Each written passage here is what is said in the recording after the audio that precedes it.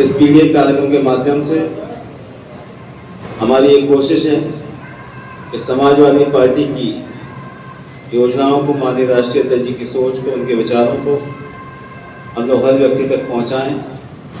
और ये सरकार में जिस तरीके से योजनाबद्ध तरीके से दलितों का, पिछड़ों का, अल्पसंख्यकों का जो उत्पीड़न हो रहा है, अत्याचार हो रहा है, उसके बारे में जागरूक हम लोग गाँव में रहने वाले लोगों को। आपने देखा विधानसभा का जो उपचुनाव हुआ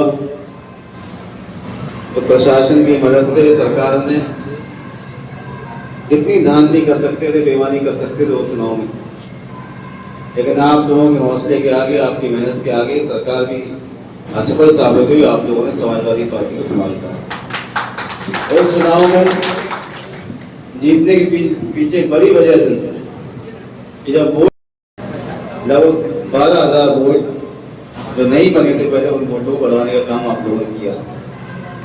उसमें से कई सारे वोट सरकार ने काटे, उसके बावजूद लगभग 6,500-7,000 वोट जो है नए आप लोगों ने बनाए। आज फिर से वोट बनाने का कार्यक्रम चल रहा है और सरकार को हटाने का एक ही हथियार आपके हमारे पास में, वो हमारा वोट। अगर वोट आपका नहीं होगा तो कितनी भी हम लोग बातें कर लें, कितनी भी भागदौड़ कर लें, लेकिन अगर वोट नहीं होगा तो सरकार को आप नहीं हटा सकते। तो हमारा ये उद्देश्य है कि पीडीए कार्यक्रम के साथ साथ में संगठन के लोगों के साथ हम लोग वोट बनाने का काम करें। जिन लोगों के वोट वोटर सूची से काट दिए गए उनको चिन्हित करें। जो युवा पहली बार वोट देने जा रहे हैं उनका भी वोट बनाएं और पूरी तरीके से मुस्तैदी के साथ दुरुस्त करके सूची को अपनी अधिक से अधिक वोट बढ़वाएं, क्योंकि आप जानते हैं जब 27 का चुनाव आएगा, जनता में सरकार पूरी तरीके से असफल साबित हो चुकी है, तो हर हथकंडा अपनाएगी किसी तरीके से सत्ता को दोबारा हासिल करने की। अभी विधायक जी ने बताया कि बिहार में जिस तरीके से पुनर्निरीक्षण का काम शुरू किया मतदाताओं का, जो आज तक कभी नहीं हुआ कि 6 महीने पहले, साल भर पहले लोकसभा का चुनाव हुआ, उन्हीं लोगों ने वोट किया, उसके बावजूद भी केवल वोट काटने के लिए मतदाता पुनरीक्षण का कार्यक्रम सरकार ने वहां चलाने का काम किया। अब जब विरोध हुआ, लोगों ने उसके खिलाफ आवाज उठाई, तो स्पष्टीकरण चुनाव आयोग को देना पड़ा। तो हम लोगों को पूरी तैयारी करनी है और वोट के माध्यम से सरकार को हराना है। और इसके साथ साथ तमाम सारे हमारे साथी अलग अलग दलों में जो है, लेकिन विचारधारा उनकी आपसे मिलती, वो भी सरकार की नीतियों से परेशान, उन लोगों को भी पार्टी में हम लोग कैसे जोड़ें, उनको कैसे साथ लाएं। जैसा कि विधायक जी ने भी कहा, उनको भी बराबर सम्मानित करें, सम्मान दें, उनको ये महसूस हो कि वो भी अपने घर में है, आपके परिवार के सदस्य के रूप में आपके बीच। बातें तो बहुत करने के लिए आप लोग जानते हैं, बिना पैसे दिए किसी व्यक्ति का काम नहीं हो सकता। सरकार की शय में, सरकार की आड़ में सत्ता के संरक्षक जो गुंडे हैं, जमीनों पर कब्जा कर रहे हैं, लोगों को प्रताड़ित कर रहे हैं, परेशान कर रहे हैं। अभी आपने देखा करैन में एक घटना हुई, एक हमारे दलित साथी को जमीन कब्जाने की नियत से गोली मार दी गई।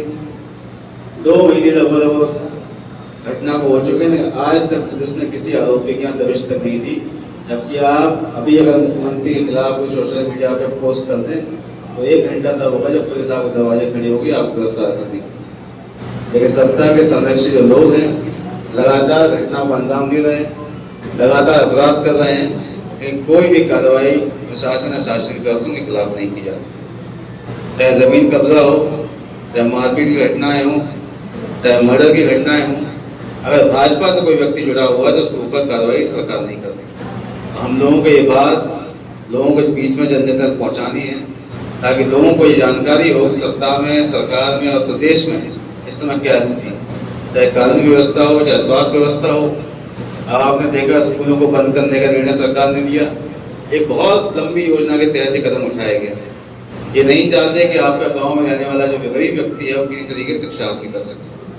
आपको याद होगा जब समाजवादी पार्टी की सरकार थी, छोटे छोटे गांव में भी अगर प्राइमरी की मांग होती थी, 10 बच्चे भी अगर वहाँ होते थे, तो उनके लिए भी प्राइमरी खोलने का काम समाजवादी पार्टी ने किया।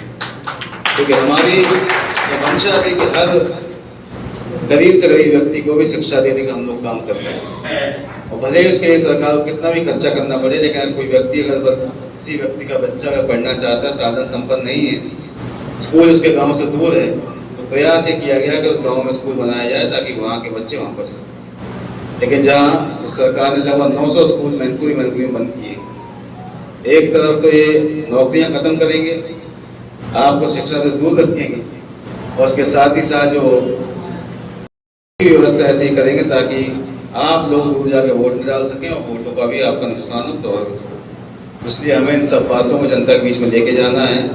पीडीए के कार्यक्रम को अभी खेती का काम चल रहा है, रोपाई होने के बाद में जब पूरा मौसम ठीक हो जाए उसके बाद और रफ्तार से इस कार्यक्रम हम लोग करें, और कोशिश हो कि हर ग्राम पंचायत स्तर पे एक कार्यक्रम कम से कम पीढ़ी का हम लोग करें, और इसी कार्यक्रम के साथ साथ बूथ को भी दुरुस्त करें और बूथ के साथ साथ वोटर लिस्ट को भी हम लोग नया बनाने का काम करें। ये सारे कार्यक्रम एक साथ चलेंगे, उसकी हम लोग पूरी भूमिका बना के आपको देंगे, और अगस्त और सितंबर में ये प्रयास रहेगा कि अधिक से अधिक कार्यक्रम भी हो जाए, वोटों का भी काम हो और संगठन को भी हम लोग दोबारा दुरुस्त करने का काम करेंगे। आप सभी साथियों का बहुत बहुत आभार, धन्यवाद। जय हिंद, जय समाजवाद, जय।